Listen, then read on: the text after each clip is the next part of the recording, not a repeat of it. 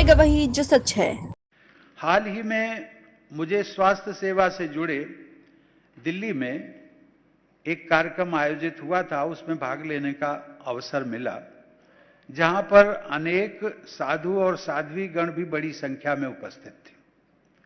और मैंने देखा कि शारीरिक रूप से भी सामान्य गृहस्थ लोगों की अपेक्षा, हम सब लोग गृहस्थ हैं, हम सब की तुलना में वे साधु और साध्वी जन कहीं अधिक स्वस्थ दिखाई पड़ रहे थे, तन से भी मन से भी। और उनके बेहतर स्वास्थ्य का कारण बहुत स्पष्ट था, क्योंकि वो प्रकृति के अनुरूप तथा सादगीपूर्ण जीवन शैली व अच्छे विचार उनके बेहतर स्वास्थ्य का आधार था। और जिसकी हमारे पूर्व वक्ताओं ने भी बात कही है, मुख्यमंत्री जी ने भी उसकी बात कही है कि जैसा खाएंगे अन्न वैसा बनेगा मन। और इन सब की बातों को लेकर के यदि व्यक्ति आगे बढ़ता है तो उसका स्वास्थ्य सही मायने में उसके हाथ में ही होता है।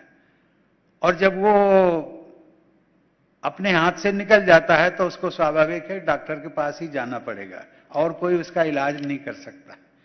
मेरा मानना है कि हम सभी जैसे जो सामान्य लोग हैं उनको भी अपने दैनिक दायित्वों का निर्वहन करने के साथ साथ प्रकृति के अनुरूप तथा सरल जीवन शैली अपनाना चाहिए। आचार विचार तथा खान पान में सरलता के साथ साथ शारीरिक श्रम करते रहने से अधिकांश लोग रोग मुक्त हो सकते हैं। कभी कभी योग अर्थात और आयुर्वेद को कभी कभी कुछ लोग हैं जो कि गलतफहमी डालने के उद्देश्य से उसको किसी मजहब या धर्म से भी जोड़ देते हैं। ये दुर्भाग्यपूर्ण।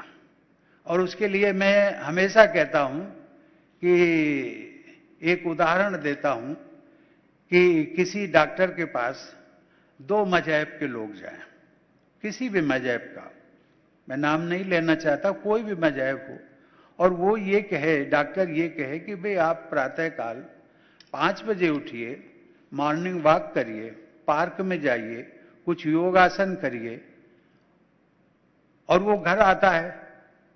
बाद में वो ये नहीं कहता कि नहीं नहीं मुझे तो, ये डॉक्टर के पास भी जाते समय ये नहीं कहता कि नहीं मेरा मजहब तो इसमें आड़े आ रहा है, क्योंकि ये तो योग की बात करते हैं, प्राणायाम की बात करते हैं, ये तो किसी मजहब से संबंधित है, इसको हम नहीं करेंगे। नहीं करेगा, कभी नहीं, डॉक्टर से विरोध नहीं करेगा, और जाएगा घर में करता है। वो बात दूसरी है कि बाहर जाकर के भले कहे कि मैं कुछ नहीं करता हूं, लेकिन वो करता है। क्यों करता है? क्योंकि उसको अपने स्वास्थ्य की चिंता है। और इसीलिए वो कहने के लिए कुछ लोग हैं जो कि इस प्रकार की भ्रांतियां फैलाने की कोशिश कर रहे हैं, लेकिन इन सभी चीजों की रोग निवारण के लिए आपको जो भी दवा लेनी होगी उसमें ना तो मजहब आड़े आता है। यदि आपको किसी दृष्टि से शारीरिक एक्सरसाइजेस करनी है, उसमें किसी प्रकार का कोई भी न क्षेत्रीय है, न मजहब है, न धर्म है, न आपका कोई जेंडर है, किसी प्रकार की रोक रुकावट नहीं आती है, और लोग करते हैं। लेकिन कहीं न कहीं इस पर भी हमें ध्यान देने की जरूरत है कि जो भ्रांतियां फैलाई जाती हैं।